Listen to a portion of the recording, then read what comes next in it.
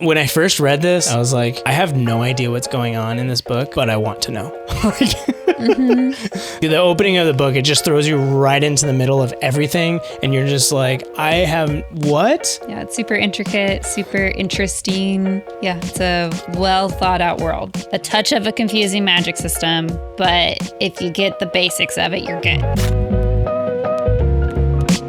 All right, welcome to another episode of David and Gabby's Book Club. I'm David. This is my wife, Gabby. Hi, everyone. And this is a podcast just talking about books and book-related topics. So, what are we talking about today? Today we are going to review the first book in the Licanius trilogy, A Shadow of What Was Lost. The Shadow of What Was Lost. The Shadow of What Was Lost. We are extra tired today, so we apologize for that. The energy might be a little down, but it's not because the book's bad. So. Yeah, no, we really enjoyed the book. But yeah, we're going to go through spoiler-free talk, just kind of reviewing what the book's about, the characters, the storyline, writing style, all that good stuff. And then we'll give our rating. And then after the rating, we'll get into some spoiler talk. So if you have not read the book but are interested in it, feel confident that you can watch until the review.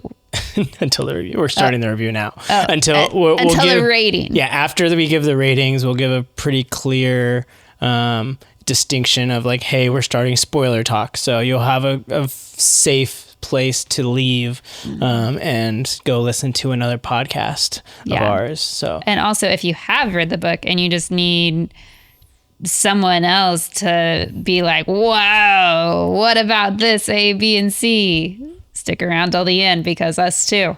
Yeah. This is a really good book. And if you didn't know, The Will of the Many has been like huge. It's been huge. And recently the second one is coming out in the future from when we filmed this, but I think it's still the future when this releases, but it's close to releasing, and this was his first trilogy. So if you didn't know that, the Licanius Ilsington.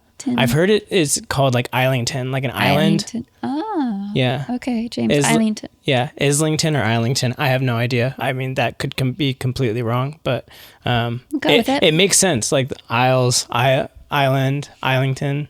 Sure. Cool. I don't know. All right. Correct me if I'm wrong. Let's get into it. So let's just do just a short overview about what the book is about. Do you want to take it off or do you want me to? I can start. So basically, it's hard to condense it all into just a couple sentences because it's such a big book and there's so many elements to it, right? But I also think it's kind of simple because a big part of why it's so good is that you don't know what's going on. So let me try. So basically, you're in a world. It's Endara. Is that right? Endara is the country? I don't remember. I think it's Endara. But in this world, there were people called augurs who had special abilities. Well, there were gifted people who had special abilities, but then there were augurs who had even like crazy abilities, like they could tell the future, they can tell if you're lying, and a bunch of other stuff. And they pretty much ruled the world and kept the peace, so to say. And there were other people.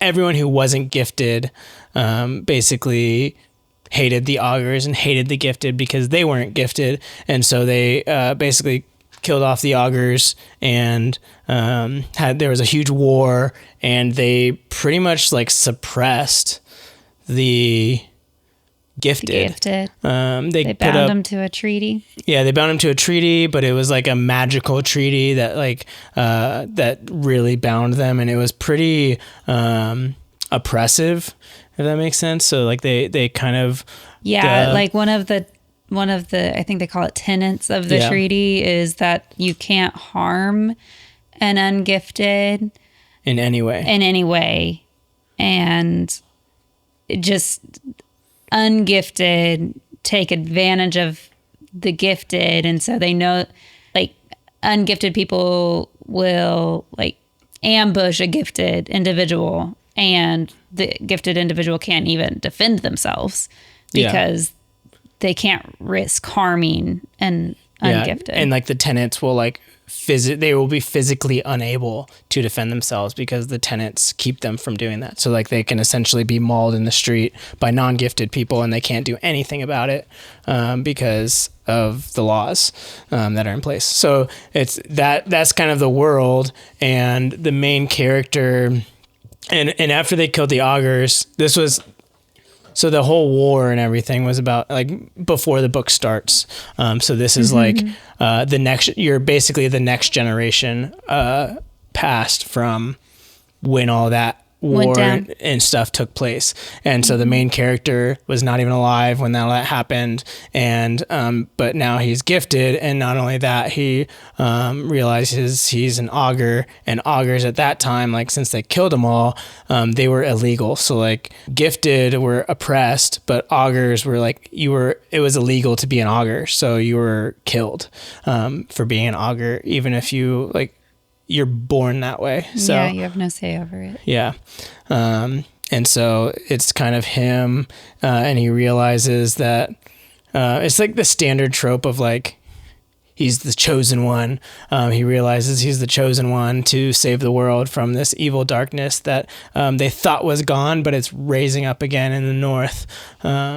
So yeah, that's good. That was a good synopsis. And that's basically where you start. I just told you like the first like 5 pages of the book. That's it.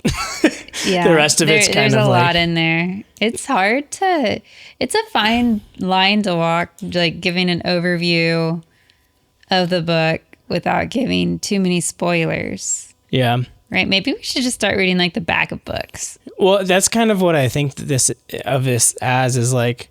I mean, we can read the back of the books to help us, but that's basically what we're doing is we're giving them a better back of the book preview type thing. So I don't know.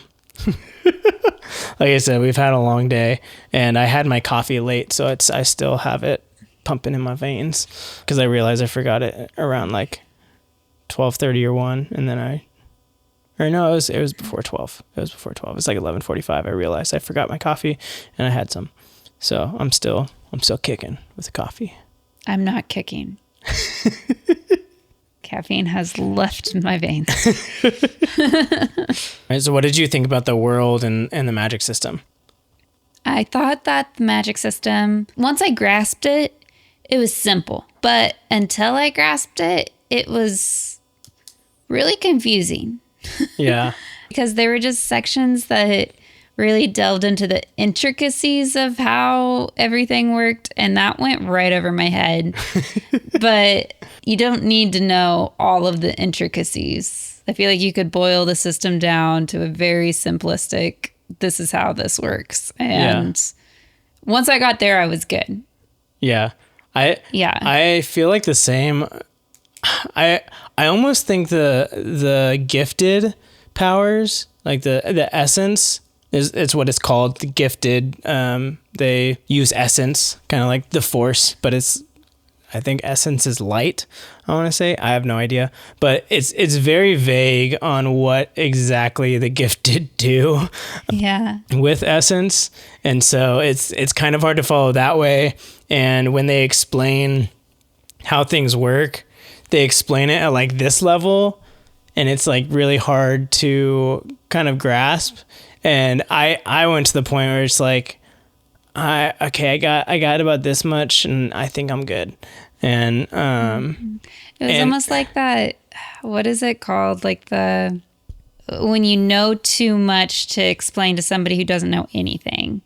That's called something like the curve of learning or something like that. I don't know. I haven't heard of that.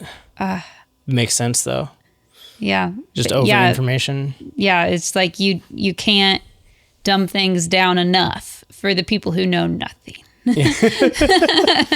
Yeah. Well, like The good thing, though, I would say, is that you don't need, because this is what I told you when you just couldn't wrap your mind around it. I was like, you just need to know like the basics and really like the rest of the series. Because I read the series before Gabby read any of it, so I actually reread it with Gabby because I read it last year. But I told her, I was like, you can understand like the whole series with just like the basic grasp of like he explains it up here. And if you just understand it, like right here, the very basics of it, like you're good to go. Mm-hmm. Yeah. And once I understood it, I thought it was a cool magic system. Yeah. Just how everything interwove, like the augurs and the gifted and everyone. Yeah. I thought that was cool. The world in general, I really enjoyed the bad people and the good people and figuring out who the bad people were because you're not really sure. Yeah, it is just the unfolding of everything. Yeah, it's I really liked the world. It's one of those things where you don't learn a ton about it, even like the whole series in terms of like he gives you small little bite-sized pieces of it, but it's a world where like you can tell it's a very like big and deep world that you want to learn more about. Like I want him to write more books in this world. Right. And it was fun to kind of unravel the history of the world as you went. I enjoyed that. Yeah. Yeah. And I think this can kind of like weave into just his style of writing. But the book is very, when I first read this, and Gabby wasn't reading this, I was like, I have no idea what's going on in this book, but I want to know. Like he gives you, it has a very like Aragon-esque intro.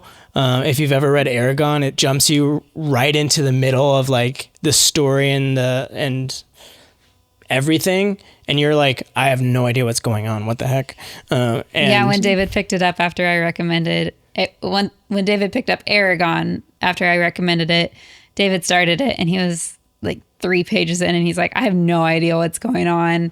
I want to put it down. And I was like, just give it a chance. Yeah. The opening of the book, it just throws you right into the middle of everything. And you're just like, what?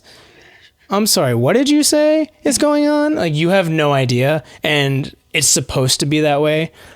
So kind of like in Aragon, you have no idea what's going on in that scene. It's just like an intro to something and you're supposed to not know until later. So that's kind of how this starts. And so you have no idea what's going on. And then as it keeps going, it gives you small little answers, but I feel like every little answer of what's going on that he gives you, just like, you're like, I don't know this much. And then he starts giving you more. And then like you hit this point and you're just like, well, now I don't know this much. Like, yeah, it just opens up even more questions about what's going on. So it's the entire time I'm like, I've learned about a lot about what's going on, but I still have no idea what's going on. But he writes it in a way where you want to know what's going on. Yeah. And I couldn't put it down because of that. Yeah. It's super intricate, super interesting. Yeah. It's a well thought out world. Yeah. A touch of a confusing magic system, but if you get the basics of it, you're good. Yeah.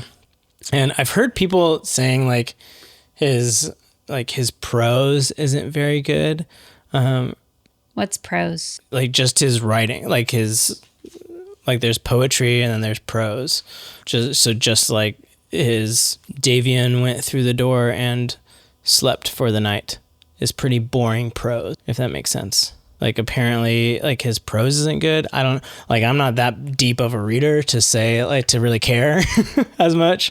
I just enjoy the writing or the story in general. Like maybe I'm not a huge book nerd, big enough book nerd for that. But so I've heard that complaint in some other reviews, and I'm like, I didn't have a problem with it. I loved it. I mean, I loved Aragon and Harry Potter too, but not saying that this is a kid's book. It's not, but well, I guess it could be. There's not really there's no language. There's no there's like a little bit of violence. Yeah, it could be. I'd say for maybe like a 14 and up situation.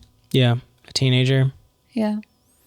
Yeah. So I think teenagers would enjoy it. Yeah. But I don't think he intended it as a young adult book. I don't think it's intended as a young adult book. Yeah, I definitely got the vibe that it's an adult book. Yeah. Maybe because the characters are all adults. I feel like in young adult books, characters are usually young. And these characters are young, but I guess I got the vibe that they're already adults. I mean, they're in a school at the beginning, so maybe not full-fledged adults, but they're ready to come out of the school. So yeah, they're like graduating. Yeah, I was thinking like college. Yeah, I got the college vibes too. Yeah, I don't know if it ever said how old they were. Now I kind of want to know. So his writing style, you said the prose wasn't. Apparently, people don't love his prose. I didn't mind his writing style. Yeah. It jumped around multiple points of views. I sometimes struggle with multiple points of view because I get really invested into one storyline and then I feel like it's just a bunch of cliffhangers and it's like I just want to continue the story I'm reading. Yeah. But I didn't find myself minding. So I think he wrote the points of views in a way that like I still wanted to come back to the point of view that I finished, but I felt satisfied enough to move on to the next. I think I know why. Why? Because a lot of times when you have multiple points of view, like you have like 3 separate things and they're all just going different directions, and it takes a long time for you to see that they are going in one direction, for them to like merge, you know? Yeah. But this one, like it starts with one story and then kind of like branches out. And then it comes back in as like one story. If that makes sense.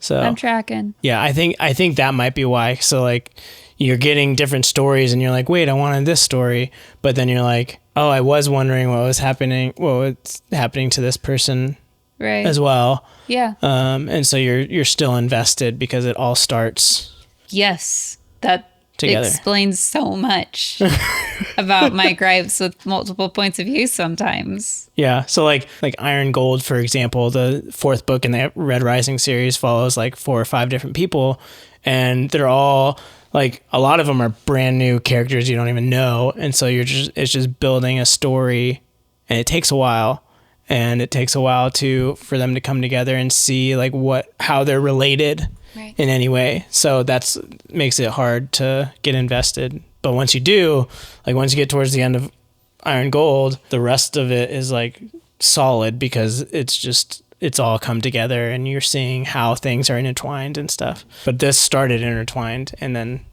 came apart and then intertwined again. Yep. So maybe you'll be able to since you pieced together my gripe with the points of view, maybe you can piece together why I enjoyed these characters. And like, I connected with the characters in this story, and I feel like the story and the world overall kind of reminds me of Mistborn in a way, Sanderson's world. But I did not connect with Sanderson's characters. And I did connect with these characters. And it's interesting because Sanderson's main character was a girl. Yeah. This guy, Islington's? Islington's? I don't know. Correct us in the comments. Is it Islington or Islington? Anyway, his main characters, I mean, there is one girl, but mostly guys. Yeah. And I connect with them way better. And I'm trying to think through, like, what was it about these characters that I liked when I didn't like Sanderson's as much, and they're so similar.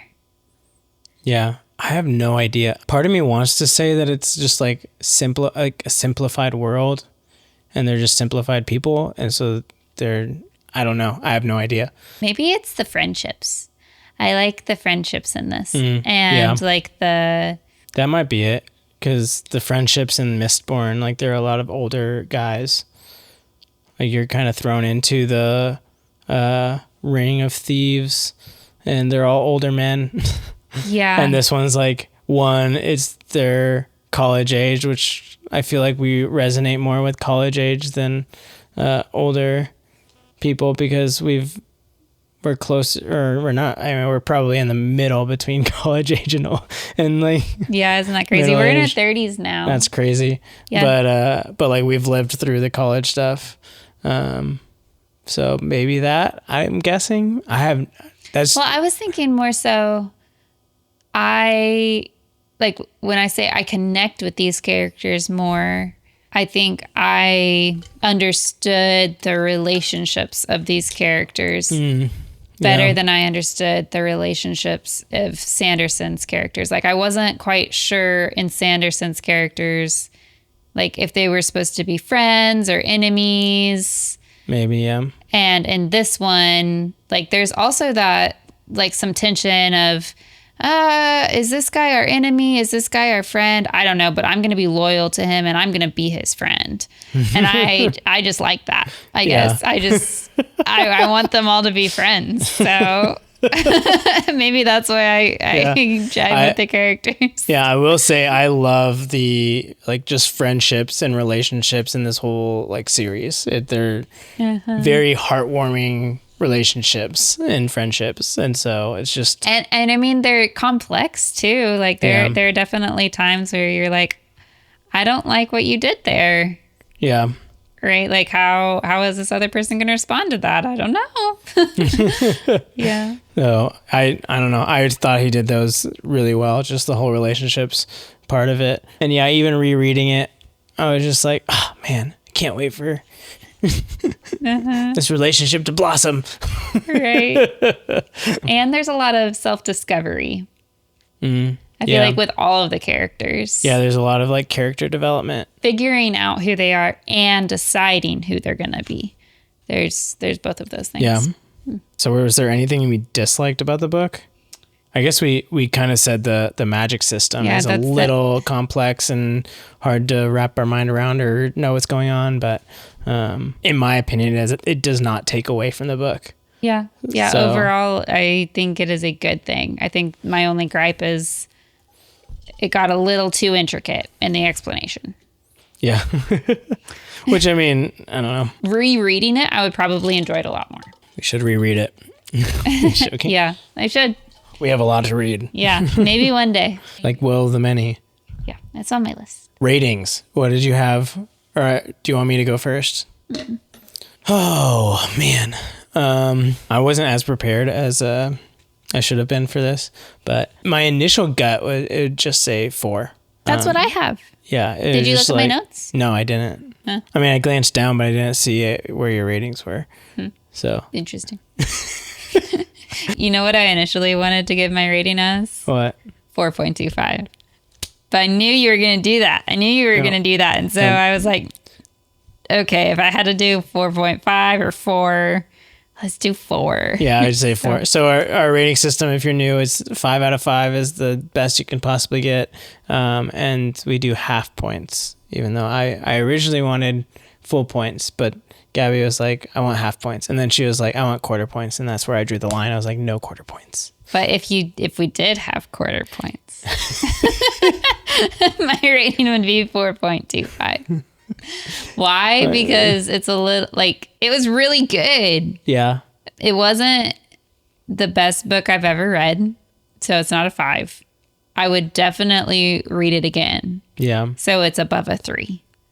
Yeah. It's like this book individually, I think, 4. Yeah. 0.25. Yeah, I would agree that it's just the world is really fun to read and to be in, and I would love to read it again. So 4. Yeah. Easy for me. Yeah, I read it 2-3 months ago, and I'm not thinking about it still all of the time. Yeah. Which I think is why it's not a 4.5. Gotcha. So like, for example, I put Red Rising as like a 4.5 because like I'm always like telling people to read it. Honestly, that should be a 5 for you. So like I'm always telling people to read it, but like after that, I probably recommend Lycanius to people the most, like behind Red Rising, because I enjoyed it so much. I was like, it's not like, and it's clean. Yeah, and it's clean. That's the other. It's clean language wise. It's clean. Just all other content wise. Yeah. I would say if you were going to rate this like on a movie, maybe at times for violence, PG-13. Yeah. But that's it. And it's like a light PG-13, I would say. I mean, there were times like the toll at the beginning, that was pretty intense. Oh, yeah. Yeah, and you're right. Yeah, I'd say it's a solid PG-13 for violence, but for not for anything else. Gotcha. No explicit content. Yeah. There's no explicit stuff, so which is great. I love it. So it's an easy recommend to a lot of people. Yeah, but there's still like a bit of a love interest, which I really enjoyed. So yeah, it was sweet. I wouldn't say they're like, you shouldn't read it just for that. No, absolutely not. Like it's definitely if you're, like that it's like a small sprinkle in there. It's just enough of a sprinkle. Yeah, but I think it was needed and it's good. Yeah, I think that maybe that's what Mistborn was missing for me. I just didn't believe the love interest there. Sorry, this is Lycanius. This is not. I mean, Mistborn. to be fair, Mistborn was what's the word? Inspired James Islington to write, and this is what he wrote. And so there's a lot of like similarities to Mistborn, which I didn't understand. I read that, but when I first read Lycanius, and I didn't understand that until after I read Mistborn, I'm just like, yeah, there's a lot of stuff that Lycanius like kind of took from Mistborn, but I honestly liked Lycanius more than Mistborn, in my opinion. Yeah, and I think the difference is the characters. I think it's the characters. Yeah, that was one complaint I had with Mistborn. So as we have reviews of Mistborn, if you didn't see it, it's like I just didn't believe like a lot of the love interests or different emotional decisions. I was like, that's just not believable to me. It just didn't hit hard when it should have. I can't put my finger on what it is exactly, but I think it has something to do with the friendships. Do we want to go into spoilers? Yeah, let's do it. All right, this is your warning if you haven't read Lycanius. Oh yeah, over here I have 4.25. Oh my goodness. I wrote it down, see? It's all right. This is your warning if you haven't read Lycanius and do not want to listen to spoilers. Go listen to any of our other podcast episodes. They're pretty great. Listen to Mistborn. Or if you haven't read it and you do want to listen to spoilers, continue. Yeah, if you're crazy like Gabby who just wants to know everything about everything. I mean, not always, but especially with movies, I just want to know what's going on. I think it's so that I can kind of zone out a little bit. Anyways, continue. Let's continue into spoilers. Talk. You want to start at the very beginning? It's a very good place to start. The way you said that was a little weird, but let's do it. It's a song from The Sound of Music. Let's start at the very beginning. The very good place. Okay. Anyways. The prologue. It's been a while since I've seen The Sound of Music. We need to watch that. The prologue. Yeah. So when David was explaining this trilogy to me the first time around when he read it, he just spent a long time on this prologue, and he was like, I just keep coming back to it and reading it. Like I finish a book and then I go back to the prologue and I read it and I'm like, whoa. And then he's like, and then I finish the next book and then I go back to the prologue and I'm like, whoa. Yeah. The prologue it's crazy because like I said, like you don't know what he's talking about and a lot of what's going on in the prologue. And then as you read the series, like even at the very, very end, you'll understand more about the prologue. After reading the whole series, you read the prologue again, you're just like, I understand all of it now. Like, I know exactly what he's talking about every single spot. It's crazy. Right. So like, I'm trying to remember at the end of this book, what do you understand about the prologue? I'd have to reread the prologue. Oh, really? Yeah. Well, just like you know that it's Talcumar, right? Because he goes to his friend in the caves. Yeah, they're all calling him Talcumar, and you have no idea who Talcumar is. partially through the book, people are calling him Talcumar, and I'm like, I reread the prologue, and he's called Tal in the prologue, and so you're just like, oh wait, that's Caden, but you still have no idea who Talcumar is, and then at the end you realize that Talcumar is Arcane Devade, or Arcane Devade. Yeah. Arcane Devade. Arcane Devade is how Arcane Devade. And you're just like, what? Because in the prologue he says, like, I'm trying to get away from Devade. Or like be free of Devade, something like that. Yeah. Or like. So how can they be the same? Well, it makes sense because you don't understand how, but like he lost his memory. Right. So that's the way he's getting away from Arcane Devade. But there's a lot more you don't understand about it in this book. Yeah. But yeah, that was just, when I read that, I was just like, wait, what? Yeah. He's Arcane Devade this whole time. I can't remember if I had, did you have any inkling that that might have been the case? Like he might have been a bad guy? Yes. I had a gut feeling that Caden was bad. Yeah. Because, it was the character, it was the friendships with the characters. Like, Whir and Davian were so loyal to Caden. Yeah. Even though there were doubts. Mm-hmm. And I feel like there was just this obvious, they're going to be his friend and they're going to like him. But he's going to be a bad guy. Or have been a bad guy. He's going to have done something bad. That's going to put that to the test. I was really curious on if he had actually killed all those people. The entire book, I was like, I think that's what I was in Do you find out that he kills all those people at the in the village in this book? Yeah. So yeah, he gives you that was. He gives him the memory of like him coming out of the well of whatever it's called. Yeah, the memory well. the memory water place. Yeah. As soon as he comes out of that, he's like, he doesn't know it, or he's like trying to quickly find a new body before he loses all his memories. And so, yeah. And then it shows him like killing all the people because he was just supposed to kill one person and take his body. And then more people saw him, and then every person that saw him, and then the whole village heard the screams and the came. So like every person who saw him witnessed this had to go. So he just took them all out. Yeah. I forgot about that actually. Yeah. That was rough. That was rough to read. Yeah. Because like you get to know Caden. Yeah.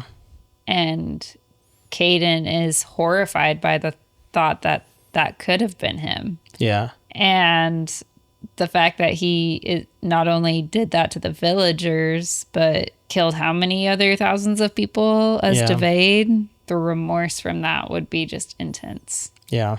That would be overwhelming.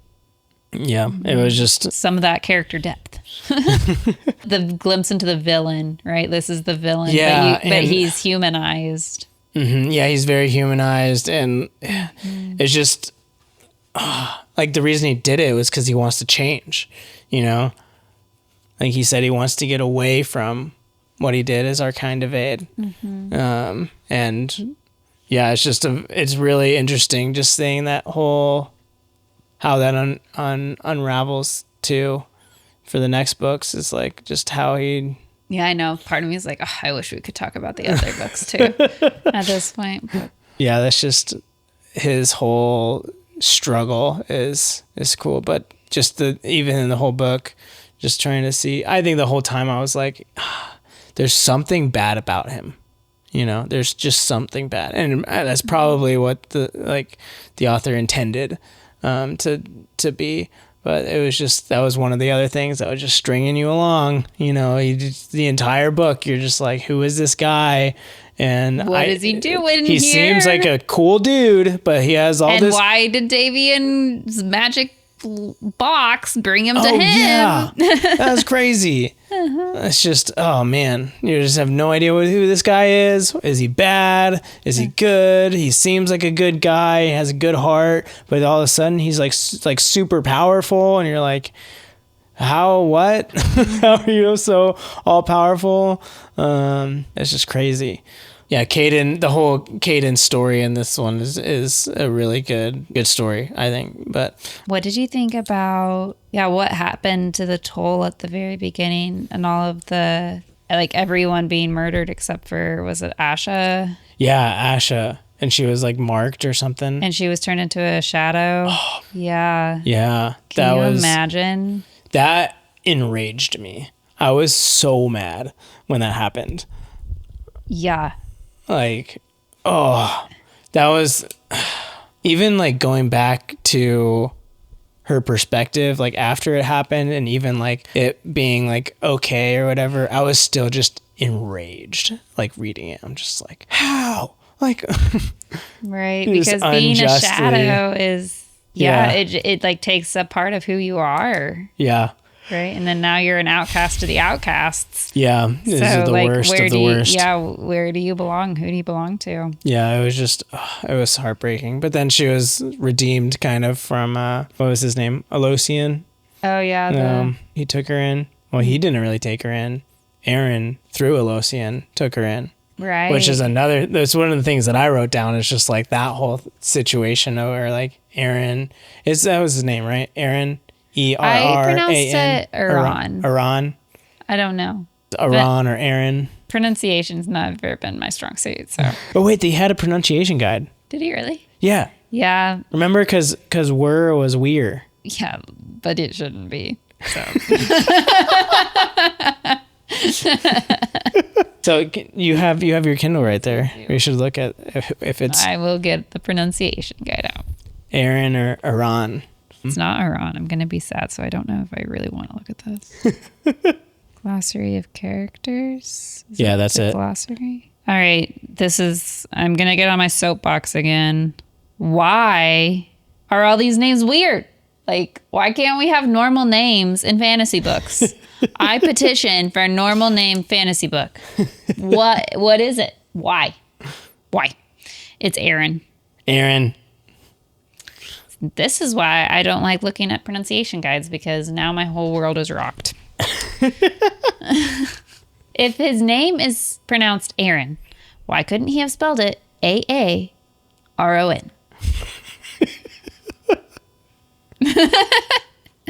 Anyways. Oh, man. Gripe.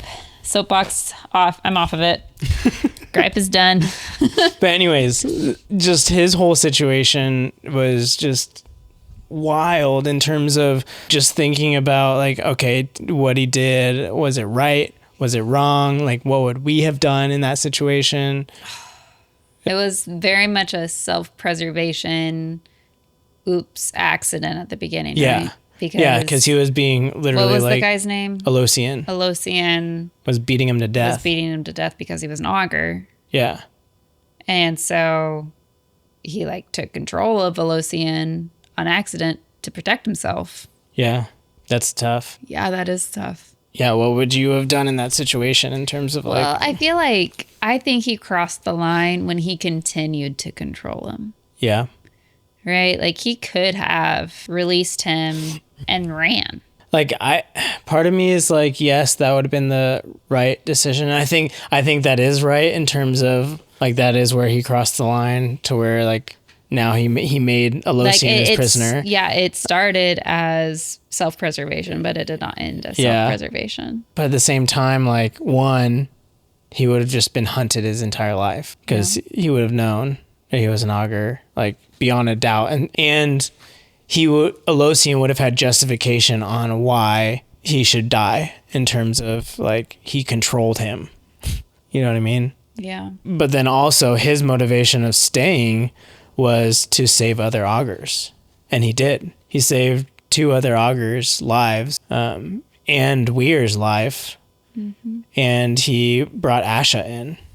So like through Alosian, he essentially saved 4 people's lives. But at the same time, what he did was wrong in terms of he basically took Alosian's life. Yeah. Well, he did at the very end. Yeah. He basically killed Alosian because he told Weir not to revive him so that he can change the tenets. And then when he left, like the real Elosian, like was begging for his life because he didn't want to die. That was horrible. That's PG-13. This book's PG-13 because that is PG-13.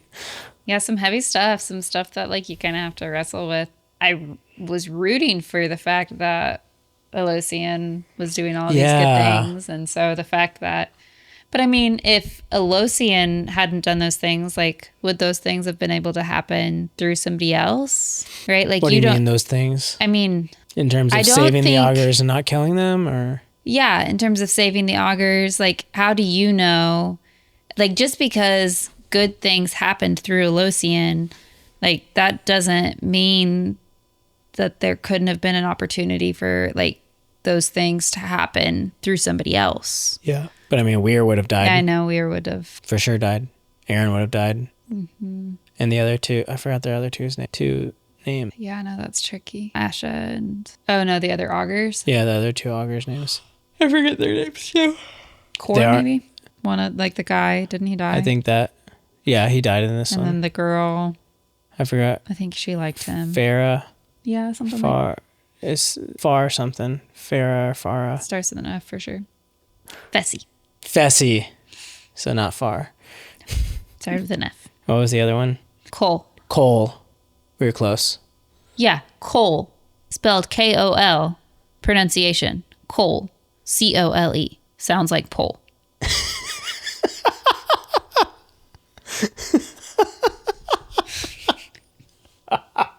Could he not have just had a normal Cole? Like, why couldn't he just mean Cole with a C and an E? Anyways. Oh, man.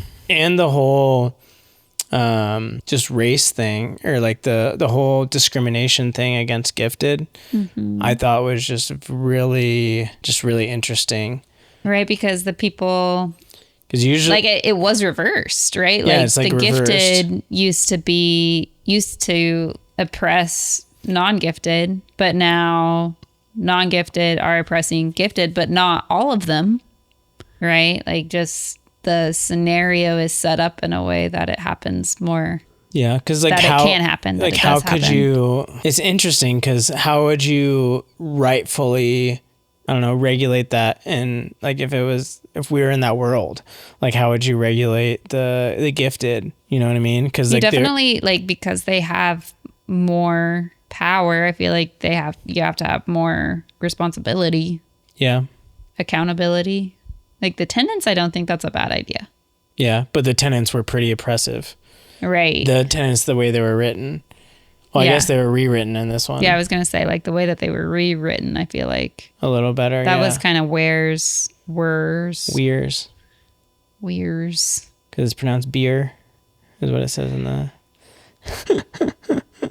That was his whole dilemma, right? Like, he was the prince, and so he had a life, like, his upbringing was kind of like, he was taught to look down on gifted. Yeah. And to fear them. And then now he is a gifted. And so he just has a certain perspective that most people on either side don't have, because he's kind of lived the life of both sides. Yeah. But I mean, I think he and Davian even talked about it when they were traveling at one point. Davian was like, yeah, all of the tenants should be removed. Like, this isn't fair. This isn't good. And Weir was like, actually, I think the tenants are a good idea. They're just not written well. Yeah. They just need to be revised. Yeah. And that's what he does. And even he missed it a little bit on the tenants too. Of just like defending yourself or defending Indara.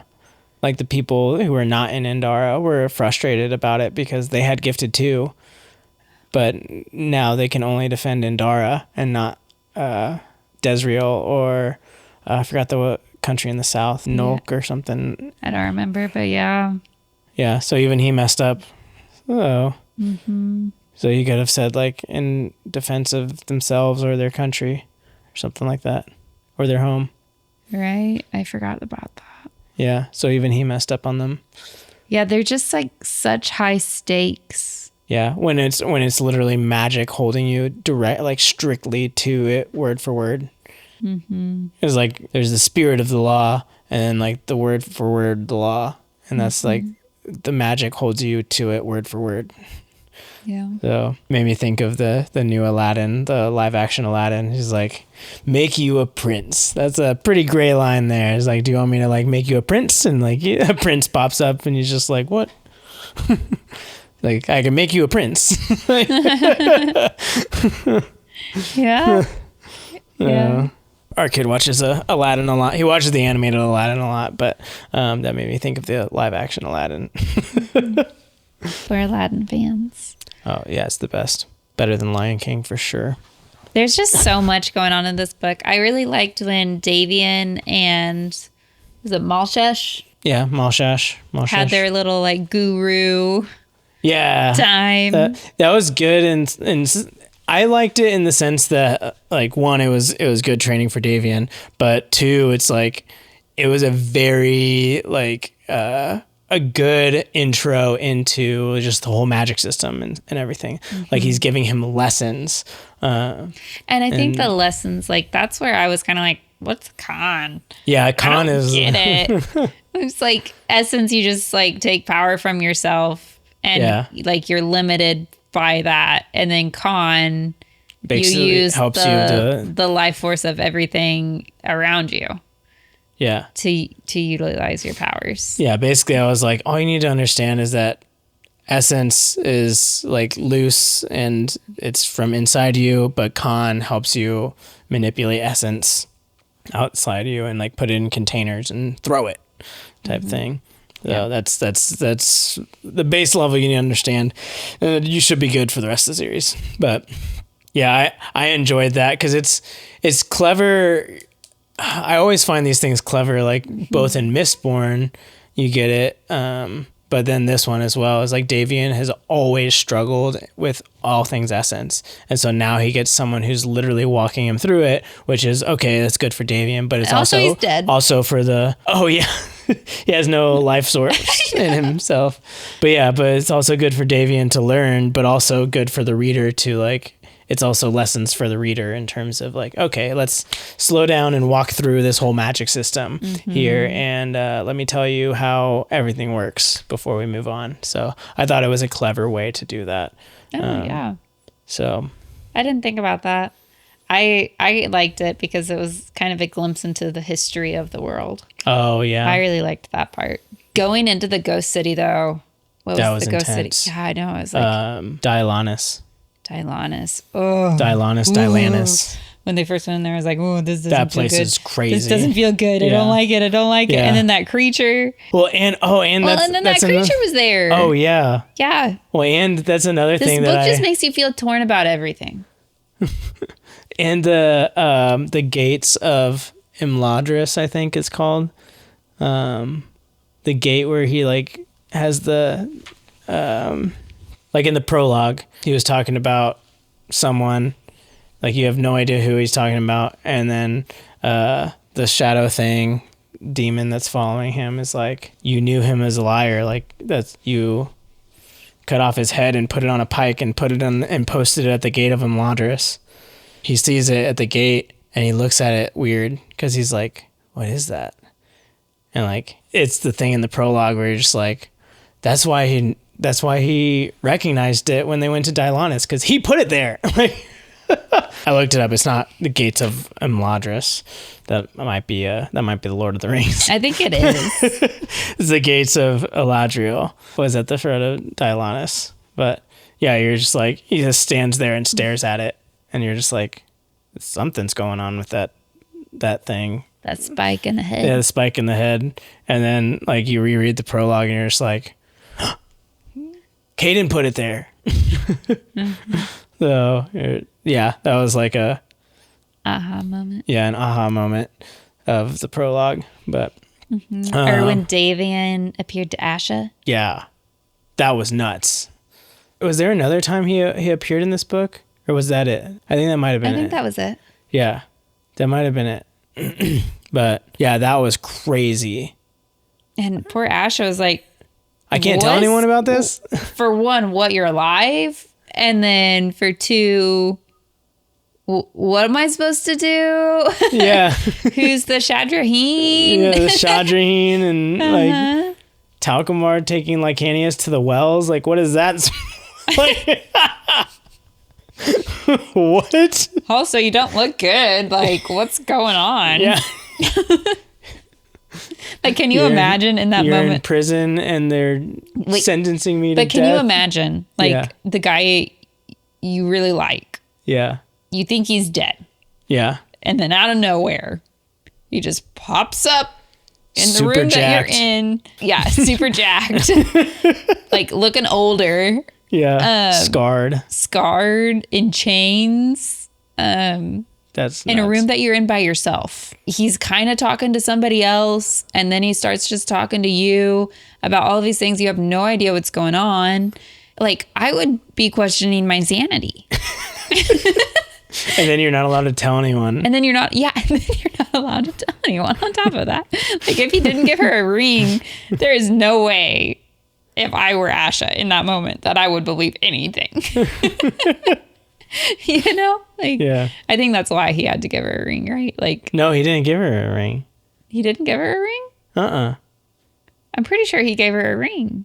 No, she got the ring from like the downstairs thing of vessels with Aaron. Oh. And she gave the ring to Davian. She gave the ring to Davian. That's right. Yeah, at the end of the book. And Davian's so like... she didn't have anything. Yeah, she had nothing. So how did she not question her sanity? Like, that was out there. Yeah. That was out there. That was one of those things like, what is going on? And Asha was so brave. Yeah, Like, Asha, I think there's a lot of male authors that just like the criticism is like that a lot of them can't write good girls. And I mean, obviously I'm a guy, so I can't say if he writes good girls or not. But like I liked Asha as a character. I thought she was a solid character, and Yeah. he wrote her well. I definitely, opinion. I preferred Davian and Caden and Ware's storyline to Asha's. Like, when it came back to Asha's point of view, it was like a little bit of a, okay, let's get into Asha's story again. Like, but by the end of Asha's storyline, like, I was always really, But like intrigued Asha as a and into- character, though. yes, Asha as a character, I really like Asha. Yeah. And then the shadows and them like being instrumental in utilizing what were the objects that were imbued with Khan called? vessels Yeah, them using the vessels imbued with essence. essence. They're with made Khan. with Khan. Okay, Yeah. yes. I'll see that's the magic system, I guess, is still over my head. But yeah, the shadows being important and being key to saving the kingdom. But then after they save the kingdom, now everyone's like, uh-oh, like, what are we going to do with the shadows? Because now we know that they're kind of powerful in their own way. Mm-hmm. And like, that's not okay. Yeah. But like, what if we need that again? Yeah. So like, what do the shadows do? You know? Yeah, there's just a lot of, it sets up a lot, and you have no idea. You have no idea what Caden is still. Like, you have an idea. You know who he is, but you have no idea as well. It just leaves everything on a cliffhanger, especially with like Davian's big question of like, wait, like Caden is not supposed to have like, he doesn't think Caden's supposed to have like Hanius. Mm-hmm. So it's just a very good, like, everything is resolved and you're given a lot of answers, but at the same time you still don't know anything or like what's happening beyond the wall, like the border up north. So it's just it's such a good, it sets up things it resolves so well. things, but it also like unleashes just a can of worms. Yeah, it sets up a series very well, in my opinion. But Yeah, and I mean, it's such a long book and there's so much going on. I feel like we could talk for another hour, but I feel like those were my main highs. Yep, and it's way past our bedtime, so Yeah. we loved it. Let us know in the it. comments your thoughts and Who's your favorite character? ooh, yeah. Who's your favorite Who's character? my favorite character? I think my favorite character is Davian. Oh, He's just so good. yeah. I don't know. I like the struggles that Caden goes through, I think. Yeah. I mean, But- that's fair. Yeah. That's fair. I'm between Caden and Davian.